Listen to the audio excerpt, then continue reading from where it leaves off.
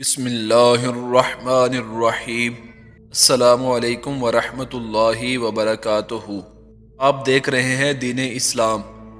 Video شروع کرنے سے پہلے ہماری یہ گزارش ہے کہ اگر آپ نے ہمارا چینل ابھی تک سبسکرائب نہیں کیا تو برائے کرم ہمارے چینل کو سبسکرائب کر لیں اور بیل آئیکن کو دبا دیں تاکہ ہر آنے والی ویڈیو کا نوٹیفیکیشن آپ تک پہنچ جائے۔ جزاک اللہ خیرہ۔ روزہ گزشتہ گناہوں کا کفارہ ہے۔ حضور نبی اکرم صلی اللہ علیہ وآلہ وسلم نے ارشاد فرمایا، جس شخص نے ایمان اور احتساب کے ساتھ رمضان کا روزہ رکھا اس کے پچھلے گناہ معاف کر دیے جاتے ہیں۔ سبحان اللہ۔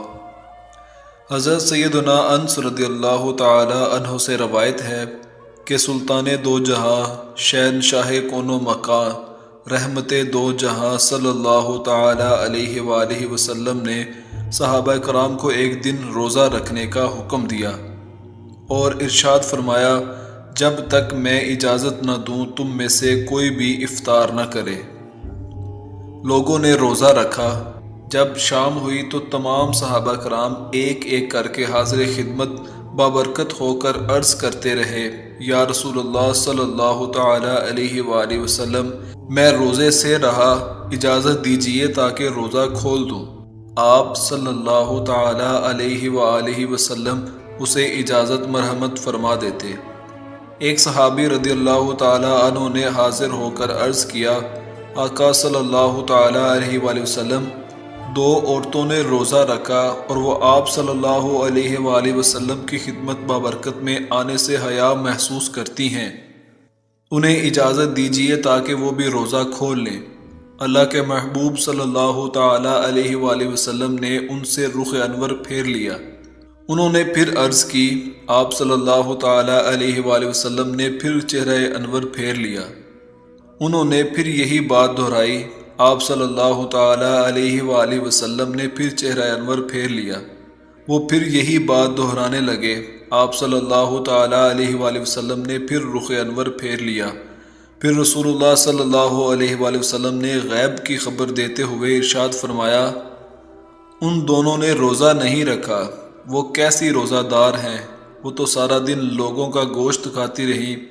جاؤ ان دونوں کو حکم دو کہ وہ اگر روزہ دار ہیں تو کہہ کر دیں۔ وہ صحابی رضی اللہ تعالی عنہ ان کے پاس تشریف لائے اور انہیں فرمان شاہی سنایا۔ ان دونوں نے کہہ کی تو کیسے جمع و خون نکلا۔ ان صحابی رضی اللہ تعالی عنہ نے آپ صلی اللہ تعالی علیہ وآلہ وسلم کی خدمت بابرکت میں واپس حاضر ہو کر صورتحال عرض کی۔ مدنی آقا صلی اللہ تعالی علیہ وآلہ وسلم نے ارشاد فرمایا،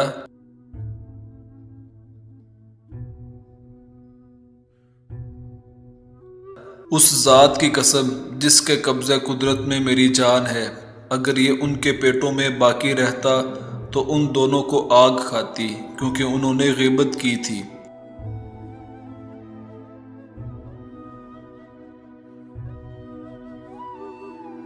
ایک اور روایت میں ہے کہ جب سرکار مدینہ صلی اللہ تعالی علیہ وآلہ وسلم نے ان صحابی رضی اللہ تعالی عنہ سے منہ پھیرا تو وہ سامنے آئے اور عرض کی، یا رسول اللہ صلی اللہ تعالی علیہ وسلم، وہ دونوں پیاس کی شدت سے مرنے کے قریب ہیں۔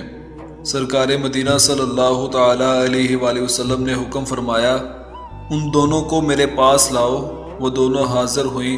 سرکار علی وقار صلی اللہ تعالی علیہ وآلہ وسلم نے ایک پیالہ منگوایا اور ان میں سے ایک کو حکم فرمایا، اس میں قے کرو۔ اس نے خون، پیپ اور گوشت کی قے کی، حتیٰ کہ آدھا پیالہ بھر گیا۔ پھر آپ صلی اللہ تعالی علیہ وآلہ وسلم نے دوسری کو حکم دیا کہ تم بھی اس میں قے کرو۔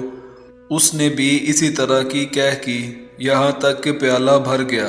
اللہ عز و جل کے پیارے رسول مقبول صلی اللہ تعالی علیہ وآلہ وسلم نے ارشاد فرمایا، ان دونوں نے اللہ عز و جل کی حلال کردہ چیزوں یعنی کھانے پینے وغیرہ سے تو روزہ رکھا، مگر جن چیزوں کو اللہ عز و جل نے علاوہ روزے کے بھی حرام رکھا، ان حرام چیزوں سے روزہ افطار کر ڈالا۔